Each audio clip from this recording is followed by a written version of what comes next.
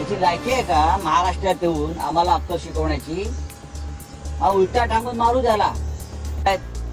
किती काळ तुम्ही आम्हाला आमच्या पुढे या महाराष्ट्राच्या लढवय्या बाणाचा आदर्श आहे. तुमच्यासारखे आम्ही गांडू रणछोडदास नाही आहोत.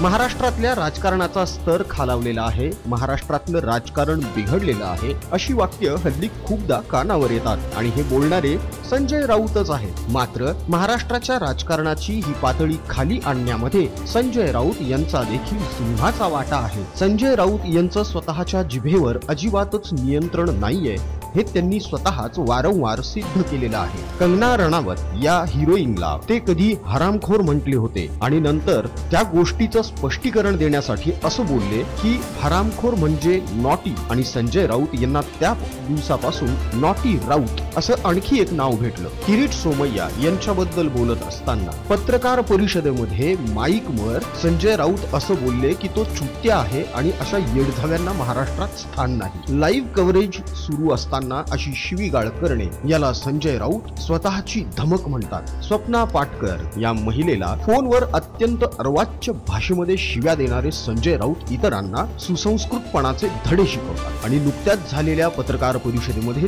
ते तर असं बोलून गेलेले आहेत की आम्ही गांडू नाही आहोत तर आम्ही निर्भीड आहोत. नेहमीप्रमाणे संजय राऊत यांची जीभ पुन्हा एकदा घसरलेली आहे. महाराष्ट्रातल्या अनेक जणांचं म्हणणं असं आहे की संजय राऊत यांचा चेहरा जरी बघितला तरी दिवस खराब जातो. अशात हा माणूस वारंवार मीडिया समोर येतो आणि आपल्या चहा बिस्किट पत्रकारांना तर सवयच लागली आहे राऊत नावाच्या या भोंग्याला डोक्यावर घेऊन नाचायची. मित्रांनो, नुकत्याच झालेल्या पत्रकार परिषदेमध्ये संजय राऊत यांनी पुन्हा एकदा भाजपवर निशाणा साधला आहे.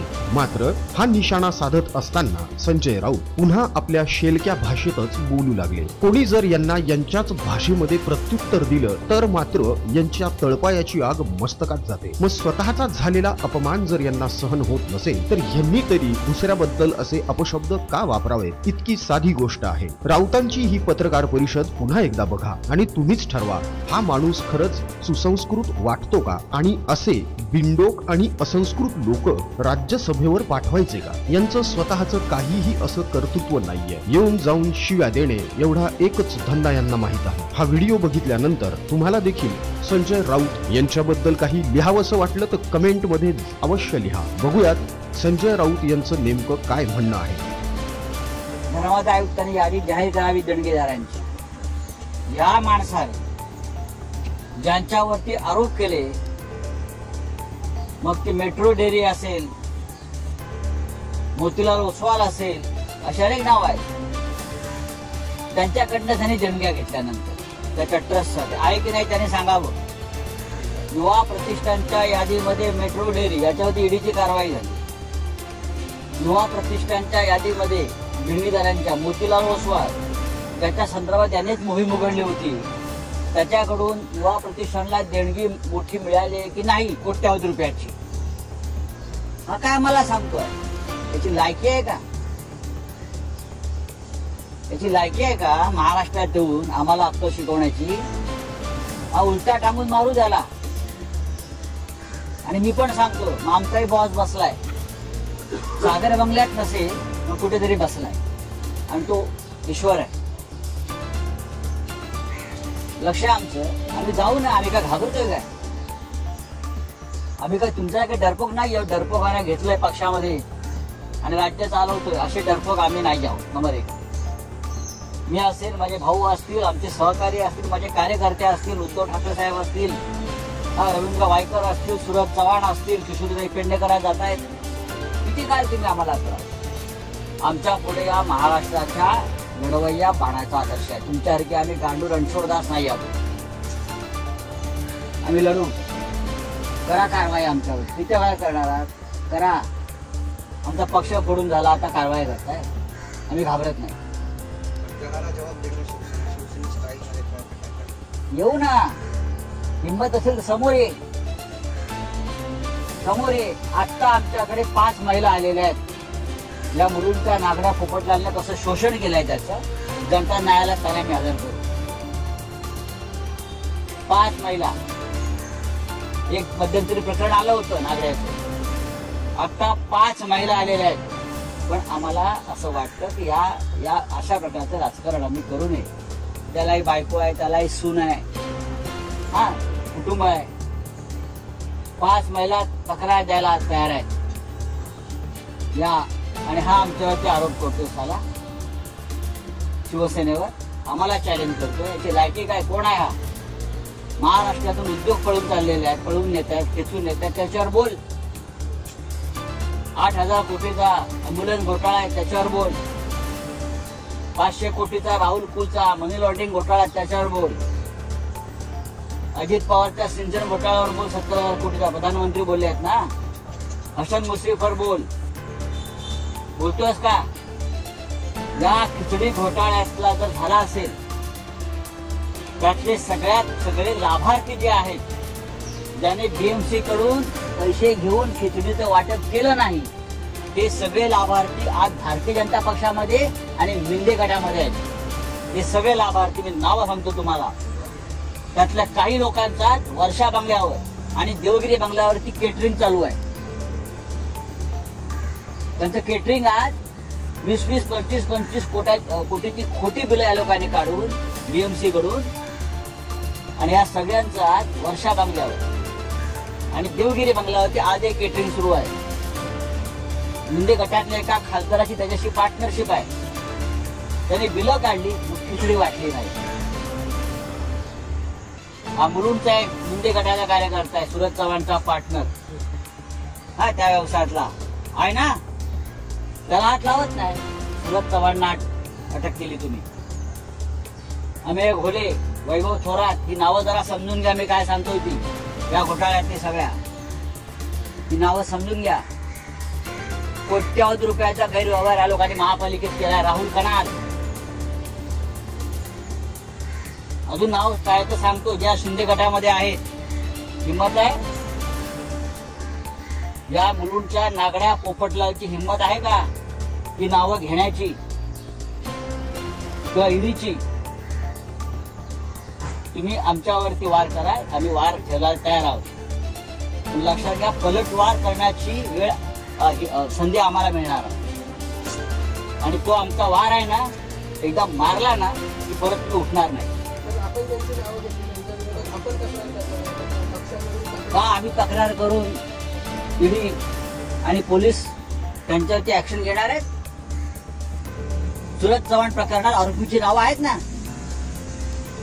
सुरज चव्हाणच्या प्रकरणात खिचडीचा तुम्ही तपास करताय ना, मग 120 लोकांनी खिचडी वाटप केली. किती लोकांना बोलवलं तुम्ही? ज्यांची नावं सांगतोय, जे आज वर्षा बंगल्यावरती आणि देवगिरीवरती केटरिंग करतायत. 16 ते 20 कोटी रुपयाचं बिल पैसे घेऊन त्याने खिचडी वाटप केलं नाही.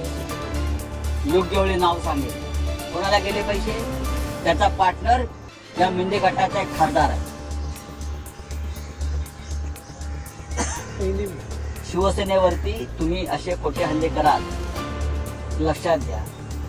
आम्ही वाट पाहतो. 2024ला सरकार बदलणार आहे आता, म्हणून तर हे सगळी फोडाफोडी सुरू आहे ना. तुमच्यात दम नाही म्हणून लढण्याचं.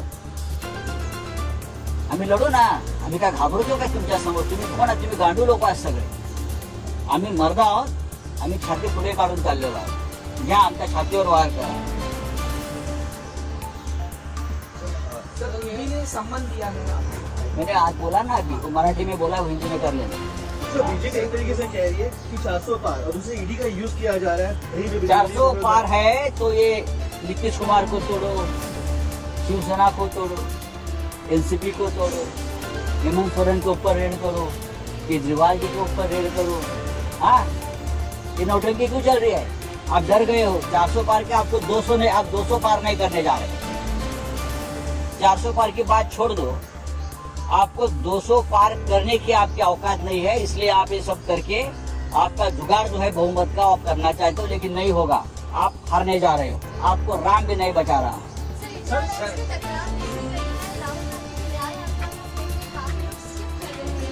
मुझे नहीं लगता कोई स्किप नहीं कर रहे हैं. बिहार में मैं देख रहा हूँ राहुल गांधी के भारत जोड़ो न्याय यात्रा को बहुत ही अच्छा रिस्पॉन्स मिल रहा है. कोई स्किप नहीं कर रहा. आज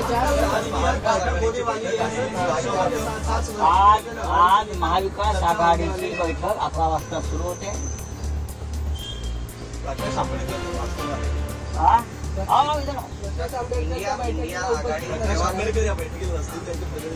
एक लक्षात घ्या, आज महाविकास आघाडीची बैठक होते आहे आणि आमच्या जागा वाटपा संदर्भातल्या चर्चा अत्यंत सुरळीत आणि सकारात्मक चालू आहे.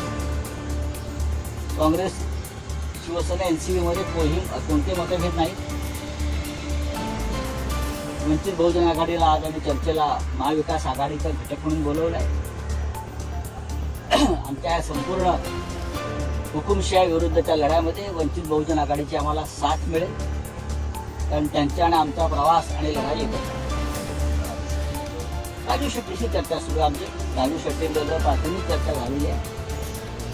ते ज्या भागातून लढतायत ती जागा शिवसेनेची आहे.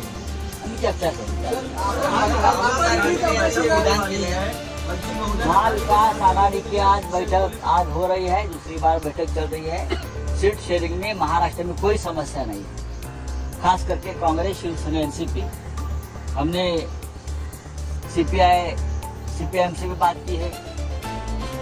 आज वंचित बहुजन आघाड़ी, प्रकाश आंबेडकर जी की जो पार्टी है, उनके साथ हमारी आज बात होगी.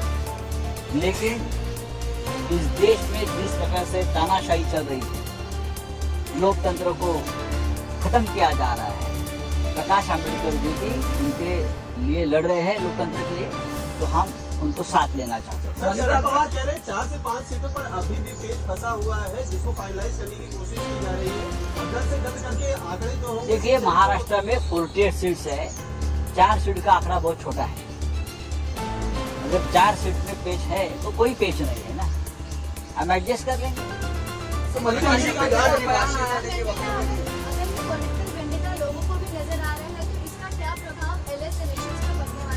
अगर ये वेनेटा है और लोगों को भी समझ में आया है तो लोग ये सरकार को उखाड़ कर फेंक देंगे. सर, खड़गे का बयान आया कि अगर प्रधानमंत्री 2024 में जीतते हैं तो फिर मतलब देश में चुनाव नहीं होगा और पुतिन जिस तरह से चुन के आए हमेशा वैसा ही होगा. उसी तरीके से आगे भविष्य बात ऐसी है, खड़गे जी ने कहा है अगर प्रधानमंत्री जीतते हैं, प्रधानमंत्री जीतेंगे लेकिन उनकी पार्टी नहीं जीतेगी. प्रधानमंत्री जीत सकते हैं, हाँ, वो 2-2 जगह पर चुनाव लड़ते हैं, लेकिन उनकी पार्टी नहीं जीत रही है. इससे तो समय जुगाड़बाजी चल रही है ना. ये सब जो टेररिज्म चल रहा है एजेंसी का, उसके लिए तो चल रहा है, जिताने के लिए. सर, लालू यादव से भी पूछताछ झाले तर देश हा पुन्हा लोकशाहीकडे हुकुमशाहीकडे जाईल असं वाटतंय. देखो, लालू यादव जी को, हेमंत सोरेन जी को, केजरीवाल जी को, रोहित पवार जी, हमारे भाई बहन संदीप राउत है, हाँ, आज किशोरीताई पेडनेकर हमारे एक्समेयर है, कलवाइकर जी थे हमारे, सभी को प्रताड़ित कर रहे हैं पॉलिटिकली. पॉलिटिकल वेंडेटा है. लेकिन हम ऐसे लोग हैं, हम इस ऐसे मिट्टी से बने हैं, हम झुकने वाले नहीं. जो करना है कर लो, जो उखाड़ना उखाड़ लो. कर लो ना, हम भी देख लेंगे ना. सरकार आती है, ठीक है, 10 साल आपने किया, अब हमारी भी आ जाएगी ना, तब देख लेंगे. तो क्या करोगे आप? गोली मारोगे? क्या करोगे? आप तो डरपोक लोग हैं. ज्यादा से ज्यादा क्या कर सकते हो आप? सर, हेमंत सोरेन को भगोड़ा बता रहे हैं. वहाँ जो बीजेपी के सांसद हैं निशिकांत दुबे बोल रहे हैं कि एजेंसी जितना डर गए हैं कि उनके लिए एयरपोर्ट पर नोटिस जारी किए जा रहे हैं शोकॉज के कि कहीं वो भाग न जाए. ठीक है, देख लेंगे, बातें हैं, क्या कहें? देख लेंगे, देख लेंगे, देख लेंगे. हेमंत जी को हम पहचानते हैं, वो कितने मर्द आदमी है, हमें मालूम है. भगोड़े तो आप है, डरपोक तो आप है, जो एजेंसी का इस्तेमाल करके अपने विरोधियों को खत्म करना चाहते हो, उन्हें ही डरपोक कहते हैं. आप सामने आइए और बात कीजिए. सर, आपने कहा 4-5 महिलाएं सामने आई हैं, मुलुंड के बारे में बात की, क्या हो जाएगा जल्दी, सर, जल्दी हो जाएगा. जैसे पहले भी आया था एक, मैंने देखा ये जो मुलुंड का जो पोपटलाल है नंगा, बीजेपी का, हाँ, लीडर, उसके बारे में कुछ महिलाएं सामने आई, कुछ महिलाएं सामने आई. लेकिन हम इस प्रकार की गंदी राजनीति नहीं करना चाहते, क्योंकि उनको भी फैमिली है, पत्नी है, हाँ, और कुछ उनके घर में महिलाएं हैं. ये हमारा संस्कार नहीं है। लेकिन इतने गंभीर आरोप है उन महिलाओं के, ये व्यक्ति के बारे में, कैसे ब्लैकमेल करता है, कैसे सबसे एक्सप्लॉइटेशन करता है, महिलाओं का इस्तेमाल करता है। आपने तो ये वीडियो आया था, मैंने देखा है, लेकिन लोगों ने देखा है, उससे भी भयंकर बातें सामने आई है और जल्दी ही ये बातें सामने आ जाएगी। चलिए, खरं तर संजय राऊत यांची पत्रकार परिषद म्हणजे एक हास्य जत्राच असते।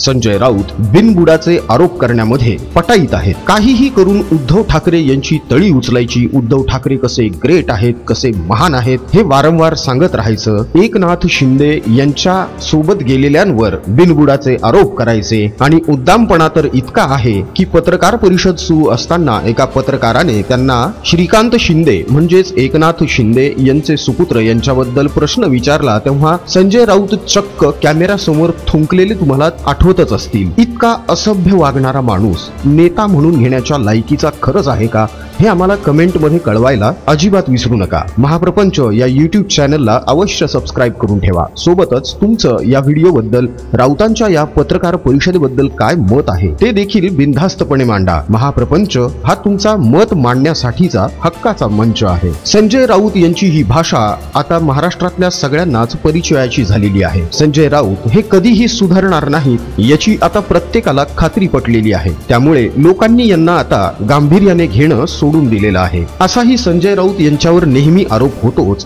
की शिवसेना संपवण्यामध्ये संजय राऊत यांचा सिंहाचा वाटा आहे। उद्धव ठाकरे यांचा उद्ध्वस्त ठाकरे होण्यापर्यंतचा प्रवास हा संजय राऊत यांच्यामुळेच शक्य झालेला आहे। असे एक ना अनेक आरोप संजय राऊत यांच्यावर होतातच, मात्र त्याचा काहीही फरक किंवा परिणाम त्यांच्यावर दिसून येत नाही। अनेक जणांचं म्हणणं असं आहे की उरलेल्या शिल्लक सेनेला संपूर्णपणे संपवल्यानंतरच संजय राऊत यांच्या आत्म्याला शांती लाभणार आहे। काही जणांचं म्हणणं तर असं देखील आहे की संजय राऊत यांनी शपथच खाल्लेली आहे की उद्धव ठाकरे यांच्या सोबत जे लोक आहेत ते सगळेच्या सगळे निघून गेले पाहिजे आणि ठाकरे पूर्णपणे बर्बाद झाले पाहिजे। मित्रांनो, तुम्हाला या बाबतीत काय वाटतं हे आम्हाला कमेंट मध्ये नक्की कळवा। महाप्रपंच या YouTube चॅनलला अवश्य सबस्क्राइब करा। पुन्हा भेटूया पुढच्या व्हिडिओमध्ये।